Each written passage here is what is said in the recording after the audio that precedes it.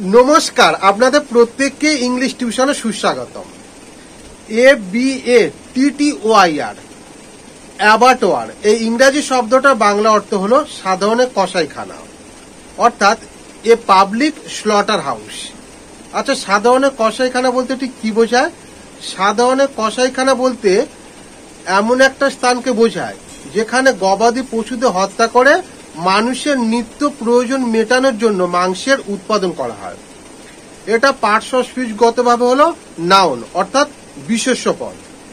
এর একটা উদাহরণ হলো the cattle are slaughtered at the abattoir, অর্থাৎ কসাইখানায় গবাদি পশুদের জবাই করা হয়। এখানে যে অ্যাবাটোয়ার শব্দটা ব্যবহার করা হয়েছে সেটা কসাইখানা অর্থে ব্যবহার করা হয়েছে। ধন্যবাদ।